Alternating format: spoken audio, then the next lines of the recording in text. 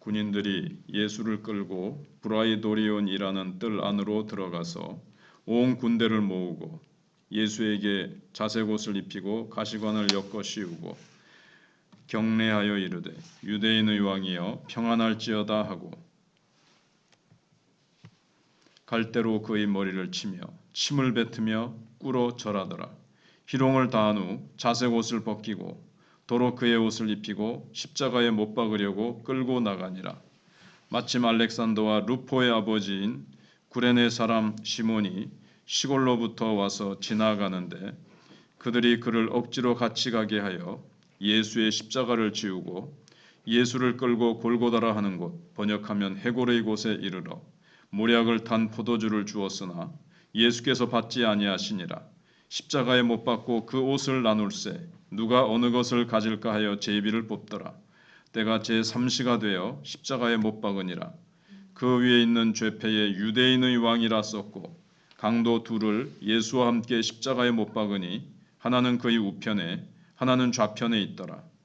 지나가는 자들은 자기 머리를 흔들며 예수를 모욕하여 이르되 아하 성전을 헐고 사흘에 짓는다는 자여 내가 너를 구원하여 십자가에서 내려오라 하고 그와 같이 대제사장들도 서기관들과 함께 희롱하며 서로 말하되 그가 남은 구원하였으되 자기는 구원할 수 없도다.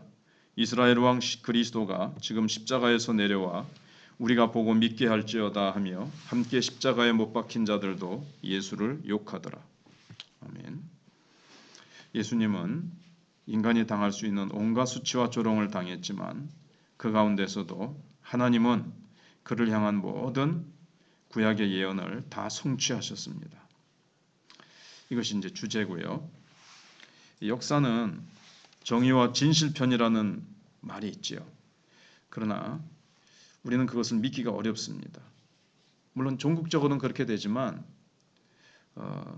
우리의 현실을 보면 그것이 사실이 아니고 인간이 믿는 신화일 뿐입니다. 물론 아주 가끔 진실이 밝혀지고 불의가 단죄를 받는 일이 있기는 하지만 대부분의 시간을 지배하는 그 막강하고 무시무시한 불의와 거짓의 힘을 간과할 수 없기 때문에 그렇습니다.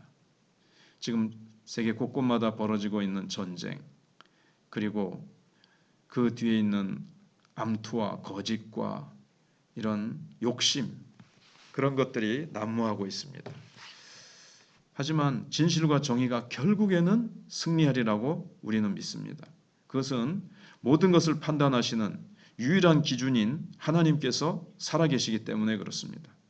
그런데 하나님의 승리는 최후의 승리만이 아니라 악인의 강교하고 비열한 힘까지도 하나님이 원하시는 역사로 만들 수 있기 때문에 그 승리는 현재 진행형의 승리입니다.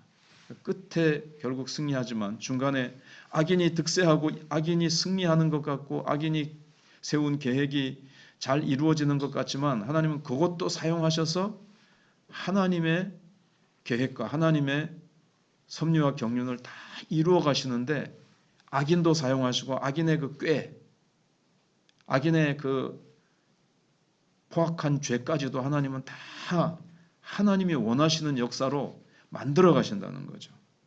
그래서 역사 뒤에 다른 역사가 진행되고 있다는 겁니다.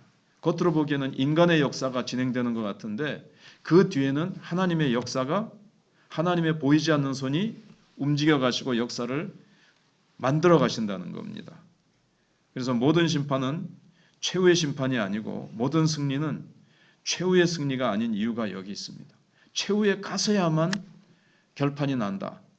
그게 아니고 그 과정 속에도 우리는 과정은 하나님이 방관하시는 것 같네, 하나님이 아무 일도 안 하시는 것 같네 하지만 겉으로 보이는 인간의 역사 뒤에 하나님은 계속적으로 일하고 계시기 때문에 끝에 가서야 하나님이 일하셔서 하나님이 막판에 뒤집으시는 것이 아니라 중간에도 다 하나님이 일하신다는 거죠. 그래서 우리가 첫 번째 생각할 게 역설적인 고난입니다. 하나님의 아들에게만은 고난이 예외다가 아니라는 겁니다. 하나님의 아들이신 예수님도 고난을 받으셨는데 그 고난은 오히려 우리 보통 사람들보다 더 가혹했는지도 모르겠지만 당시에 십자가형에 선고된 죄인들이 받아야 될 수모를 예수님 다 당하셨습니다. 특히 예수님은 유대인의 왕 행세를 하였다는 혐의를 받았기 때문에 그것과 관련해서 군병들에게 사람들에게 놀림을 받았습니다. 유대인들에게 적개심이 강했던 로마의 용병들이 있습니다. 유대인들이 말을 잘 안 듣고 걸핏하면 이렇게 밀란을 일으키고 해서 참 골치가 아팠거든요. 그러면서 하나님의 백성이라는 이 어떤 자부심 때문에 의시되고 자존심이 세고 이러니까 이제 싫어했지요. 그래서 예수님께 자색 옷을 입히고 가시관을 엮어 씌우고 왕에게 인사하듯이 막 절합니다. 조롱하는 거죠. 왕의 호를 흉내낸 이 갈대로 머리를 치고 침을 뱉습니다. 하지만 바로 그 순간 예수님은 적어도 자신은 유대인의 왕으로서 대접을 받고 있을 뿐 아니라 이 고난이 앞으로 받을 영광을 미리 이렇게 선취하는 것이라고 예수님께서는 여기셨을 겁니다. 군병들은 조롱하면서 유대인의 왕이여 평안할지어다 하지만 그것은 멀리 깊이 보면 정말 예수님은 택한 유대인의 왕이라는 것은 혈통적인 유대인의 왕일 뿐만 아니라 이 유대인이라는 것은 택한 모든 하나님의 백성들의 지칭하기도 하거든요. 그들의 왕이신 것이 맞습니다. 그리고 예수 그리스도는 정말 하나님 보좌 우편에 만왕의 왕으로 앉으셔서 모든 것을 다스릴 왕으로 승천하셔서 등극하실 겁니다. 그걸 예수님은 또 그 자체만 너희들이 나를 조롱하는구나 그것만 보신 것이 아니라 이것을 통해서 정말 그렇게 이루어질 영적으로 또 앞으로 이루어질 것을 주님이 보신 겁니다. 그래서 이제 얼마 있지 않으면 부활하셔서 고난 후에 부활하셔서 영광의 보좌 우편에 앉아서 관을 쓰시고 호를 붙잡고 천하만국의 백성들에게 경배를 받게 되실 겁니다. 그 다음에 구레네 시몬에 대한 내용이 나오죠. 구레네 시몬은 유월절을 지키러 온 유대인입니다. 우연히 마주친 예수님의 이 순한 행렬에 휩쓸려서 로마 용병들의 명령을 받고 예수님의 십자가를 대신 져야 했습니다.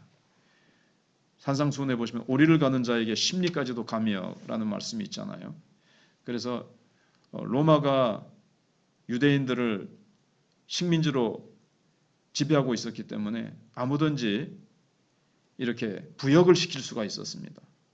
너 이 짐을 지고 혹은 이 돌멩이를 들고 뭐 어떤 일을 하라고 그러니까 오리까지 가자는 게 오리까지 일을 시킬 수 있는 거예요. 그래서 이제 시몬에게 구레네 사람 시몬에게 이 십자가를 대신 지고 가자 이렇게 한 겁니다. 예수님은 나를 따르려거든 자기 십자가를 지고 따라와야 한다고 하셨는데 지금 예수님 곁에는 아무 제자도 없었습니다. 그런데 자인은 아니었지만 구레네 시몬이 마가복음이 제시하는 이상적인 제자의 모습을 보여주고 있습니다. 왜 마가는 그의 아들들의 이름인 알렉산더와 루포를 상세히 기록했을까요? 로마서 16장 13절에 보면 그게 나오거든요. 그래서 로마에 있던 그 바울의 편지를 받아보던 1차 독자들은 이 이름을 알고 있었기 때문이 아닐까 이렇게 이제 우리가 추측해 볼 수 있습니다. 그렇다면 시몬은 억지로 십자가를 처음엔 졌지만 결국에는 나중에 정말 예수님을 바로 알아보고 영접하고 진짜로 십자가를 지는 제자가 됐다라고도 볼 수 있다는 겁니다. 무엇이 사실이든 본문은 묻습니다. 제자들은 다 어디 갔는가? 십자가를 지고 자기를 부인하고 십자가를 지고 주님을 따라가는 자는 다 어디 갔는가? 3년 동안 따라다니던 제자들은 다 도망가고 없습니다. 나는 어떤가? 이 시대는 어떤가를 우리가 물어봐야 되겠습니다. 그 다음에 예수님이 입은 옷을 제비 뽑은 것, 좌우의 광도, 사람들의 모욕, 그가 남은 구원하였을 때 자기는 구원할 수 없도다 이런 조롱은 모두 구약 성경에서 메시아를 향하여 예언하던 말씀을 성취하는 사건들입니다. 시편에 이게 이제 다 기록되어 있죠. 특히 시편 22편에 기록이 되어 있습니다. 이사야 53장에도 기록이 되어 있고요. 그래서 사람들은 자기들이 막 하고 싶은 대로 메시아를 함부로 막 욕하고 이런 말 저런 말 입을 열어서 토해내고 쏟아냅니다.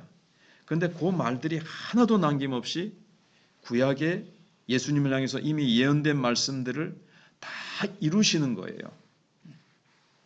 그래서 인간이 말을 하고 인간이 예수님을 체포해서 인간이 예수님을 죽이는 것 같아도 하나님이 인생의 참 주인이시고 주권자이시기 때문에 하나님이 인간의 그 허튼 말, 조롱의 말까지도 다 구약의 말씀을 이루시는데 사용하고 있는 것을 봅니다.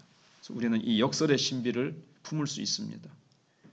잘못돼 가는 것 같고 나를 비난하고 나를 억누르는 환경, 모든 것이 막히고 힘든 것 같은 그런 모든 상황까지도 하나님은 사용하셔서 하나님이 원하시는 뜻을 이루어 가신다는 것을 우리는 볼 수 있어야 되겠습니다.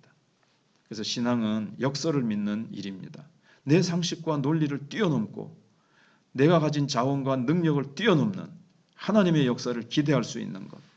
지금 눈앞에 펼쳐진 일만 보고 낙심하고 실망하는 것이 아니라 그것을 통해서 하나님은 더 놀라운 역사를 이루시고 반드시 하나님의 계획과 섭리를 이루신다는 것을 우리가 믿을 수 있을 때 그것이 이제 참 그것을 믿는 것이 참된 신앙이라고 할 수 있는 것입니다.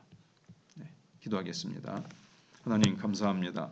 오늘 예수님께서 십자가를 지시며 골고다로 올라가실 때에 구레네 사람 시몬이 억지로 십자가를 졌지만 하나님 다른 제자들은 다 어디 가고 왜 구레네 사람 시몬이 져야 됩니까? 3년 반 동안 따라다니던 제자들은 어디 갔습니까? 오늘 우리를 봅니다. 우리는 정말 자기를 부인하고 주님이 내 몫에 태워주신 십자가를 지고 따라가는 자들이 몇 명이나 됩니까? 주님, 저희들이 주님 앞에 시몬처럼 억지로가 아니라 이제는 나중에 변하여 자원하여 십자가를 졌을 시몬처럼 우리도 자원하여 기쁨으로 날 위하여 주님 십자가 지시고 날 위하여 생명 버리시고 피 뿌려 나를 구원하신 그 은혜를 우리가 늘 생각하면서 내 몫에 대인 십자가 기쁨으로 지고 걸어가기를 원합니다. 뒤쫓아가기를 원합니다. 하나님 정말 모든 눈에 보이는 역사는 잘못된